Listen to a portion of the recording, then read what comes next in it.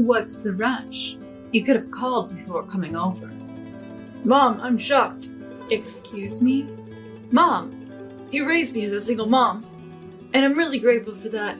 You were strict sometimes, and I didn't like it back then, but now I realize you were trying to keep me on the right path. I truly appreciate that. You've always been loving. Oh, thank you. But what you did to Mary, was that out of love? You pushed her to that point and you call yourself a mother? Henry, my son, burst into the house furious, and he claims I've driven my daughter-in-law, Mary, to the edge. What on earth is he talking about? First, I need to calm down an emotional Henry. How about we sit down and talk? Can you first tell me what's going on with Mary? You know exactly what's going on.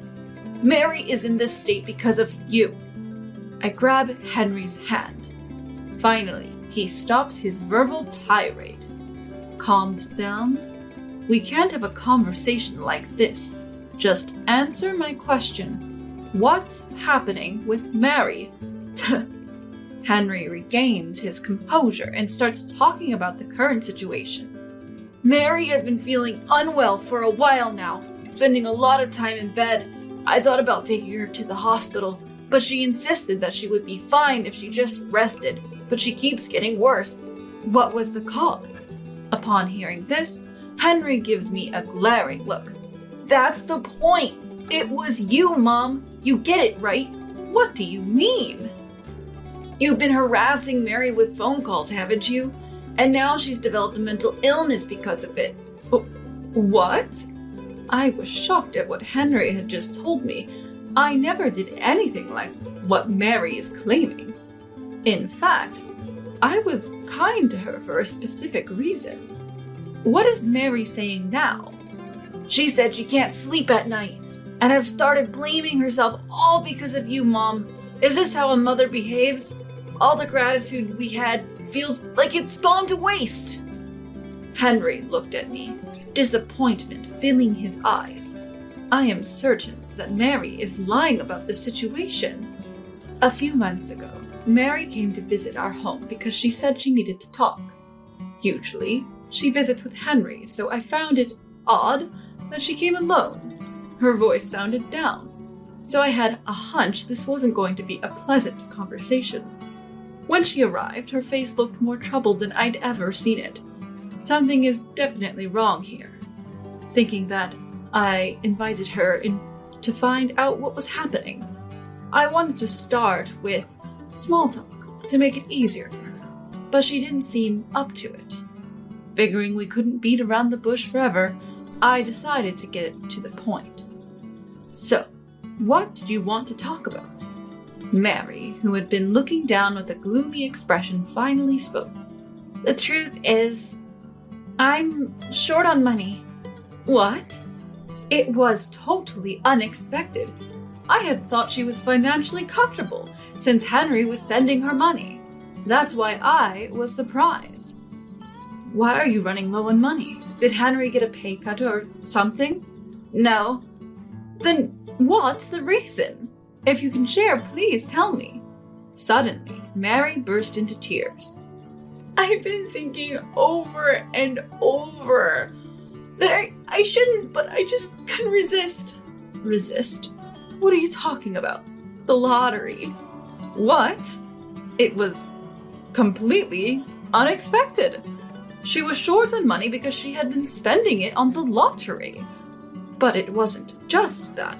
She had also been pouring money into beauty treatments. Before she knew it, the debt had piled up to an amount she couldn't mention to Henry. Why didn't you tell Henry? If you did, he might... Henry hates wasteful spending. I know he'd be furious if I told him. I've been spending money on the lottery. Yeah, that makes sense. Henry has always been good with money. He's not one to spend frivolously, but he's generous when treating others. Knowing him, he would definitely be upset if he found out Mary had been spending money on the lottery. She's counting on me, and that's understandable. But what should I do? If Henry finds out I've been secretly lending Mary money, he'd hate it for sure. Maybe I should secretly tell Henry. No, if Henry blows up over this, it could drive a wedge between them. Worst case, they might go their separate ways. What should I do? Then Mary asks me again. Please, I'm begging you. I promise I'll pay you back. Can you just lend me enough to cover the monthly payments? Last time was okay because I was home, but we've been getting late payment notices. If Henry finds out, we might even divorce. Please, Emma. Mary was desperate. I couldn't just brush her off after she'd pleaded so much. Okay, fine. I'll send you just enough to cover the monthly payments, and don't borrow any more money, all right? Also, quit playing the lottery. If you can promise me that, I'll lend it to you. Thank you so much. I'll keep my promise to you, Emma. So I decided to lend Mary the money. The amount I sent her every month was $1,200. She had borrowed from various lenders, including individuals. It's a tight amount to cover each month, but I'd been getting allowances from Henry that I hadn't used yet, so I decided to lend her from that. In a way, it's like Henry's lending her the money, so I thought it was okay. But eventually, Henry will find out. Every time I saw Henry, I felt nervous, but he never found out. However, guilt started growing inside me. When her debt was about to reach $10,000, I told Mary I couldn't lend her anymore. Mary was outraged. Why not? I can't make the payments like this. Then why don't you tell Henry? That's what I'm... Sorry, Mary. If Henry finds out later, he'll be furious. Let's tell him first, okay? Henry would never accept that. I'll talk to him too. Let's discuss it with Henry together. Henry isn't unreasonable. If we talk it out, lending her the money would feel right. I thought that, but Mary didn't agree. Fine then. I won't ask you for anything anymore. I'll just keep running from my debts. And with that, Mary left. I suspected she really didn't want Henry to find out, so I quietly resumed sending her money the following month. But I never received any messages or calls from her. I thought maybe she was busy, but still, no word from her. I found it odd and sent her a message that went unread. I couldn't help but wonder what was going on. Could Henry have found out? But if he had, he would have contacted me. So, he probably hadn't. These thoughts were in my mind when Henry showed up today. Henry ignored what I was saying and told me, Mary looks devastated. It can't be undone, but I want the $80,000 you sent her back. We'll consider it settled with that. You really seem to care for Mary, but you have no idea. What do you mean? Check the online banking app then. I showed Henry the app and he was clearly shocked. This is where I save the money you've been sending. See, it says it was sent in your name, right? You're kidding me. See Mary's name here? I've been sending her $1,200 a month. She said she was playing the lottery, so it's a loan for that. When she first asked for money, I asked her if it was okay not to tell you. You know what she said? She said you'd probably find it a waste of time and might divorce her over it. She was playing the lottery? You didn't know, did you? That's why she borrowed money from me to handle it discreetly. But a month ago, she stopped communicating. I thought it was strange, but assumed she was busy. Then, you showed up today. That's all there is to the story. I can't believe it. You care for Mary, and that's wonderful. But maybe you should see things more clearly. If you're that oblivious, you're not really seeing Mary, are you? I'm sorry. Henry reflected on his actions and showed remorse. I can't help but think that things might have gone smoother had he not jumped to conclusions. Still, Mary is the one to blame here. For whatever reason, she was playing the lottery, creating debt and borrowing money from me behind Henry's back. I thought there might be an explanation, but there was none. In the end, the misunderstanding led to Henry being furious with me. But there's another thing nagging at me. Is the mental illness actually real? The only pressing issue that comes to mind is debt. As I ponder this, Henry decides to go home. You didn't tell me because you thought I'd get mad, right? Sure, I might have been angry if you told me then. But to borrow money and not even tell Mom, that's just wrong. I'm gonna talk with Mary about this and sort things out. Henry's face is livid as he says this. He's probably mad about borrowing money secretly and not being straightforward with the lender.